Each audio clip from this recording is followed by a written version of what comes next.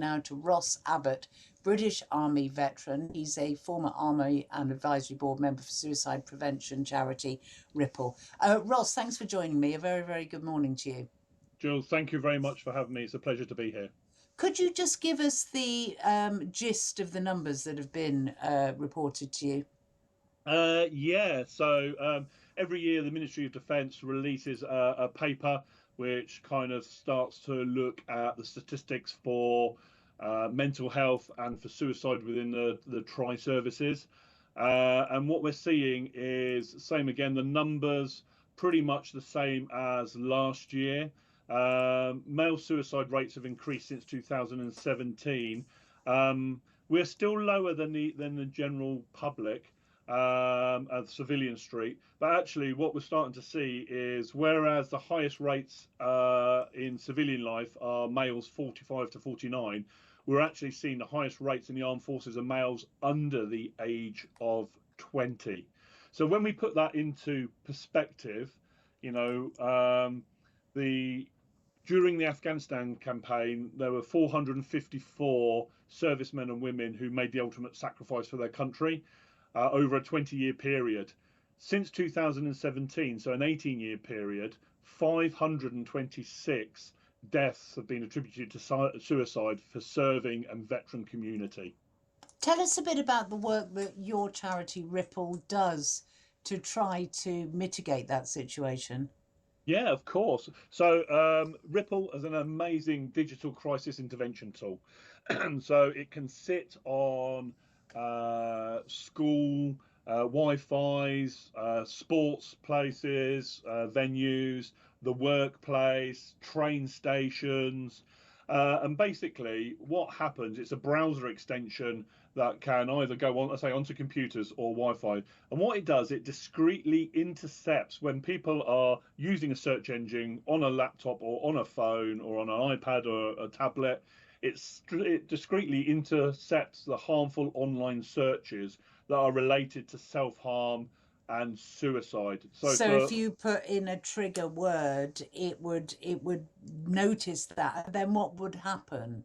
Yeah, so currently, if you don't have anything like this, what will happen is, unlike in Google search, for example, just the Samaritan's website and the phone number will come up. So what actually happens is a pop-up will appear, which kind of overtakes your search engine. And it's in your workplace, it can be bespoke services, it can be generalized ones. So it's basically like having someone there as a support at a time of crisis, but it is digital. As a former army serviceman yourself, as a veteran, Mhm. what do you feel could be done to help people make that transition from service life to civvy street? Because that Mm. seems anecdotally to be where the issue arises, not so much while people are serving, but after they've left. Yeah, no. I think what we really need to do is to understand and highlight what the challenges are. And I think only when we can highlight the challenges can we then really do something about that. So, there's the loss of the structure and the purpose that you have. I joined the forces at 16 and left at 41. So the large majority of my adult life spent in a really structured and rigid environment. Then what you'll lose in a transition is the camaraderie, which can lead to social isolation and loneliness. You have that adjustment as well to civilian culture. So often values, communication styles, and the social norms that you had in the military environment are very different from civilian street.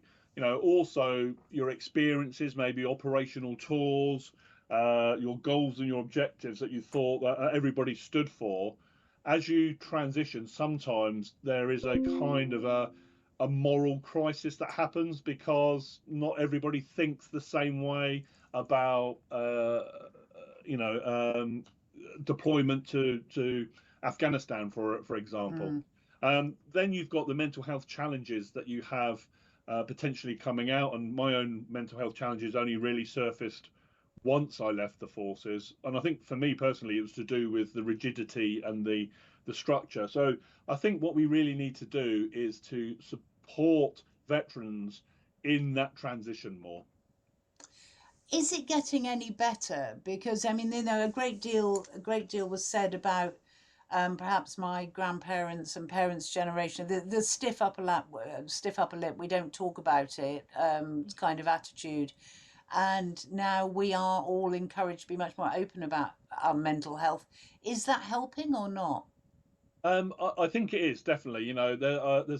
There's never going to be a time when talking about how we feel is a negative thing. I think we need to do that. I think as generations adapt, we're becoming more emotionally literate. I have a 12-year-old son that's far more emotionally literate than I ever was, and at times still am. I think we need to acknowledge this, because when we look at, for example, things like post-traumatic stress disorder, there's a focus on the forces, but can happen to absolutely everybody. They've been talking about forms of PTSD since Roman times with soldiers. Okay, so I think what we need to really do is look at root causes of things. We focus sometimes, and we should focus on the numbers of veterans and serving members that end their life by suicide, but we sometimes focus so much on that word suicide rather than focusing on the why. And when we really strip it down and look at the whys, we have got right until the moment that someone acts on their thoughts of suicide to make a difference. And that's where Ripple is brilliant. It's got right until that moment that someone acts to make a difference.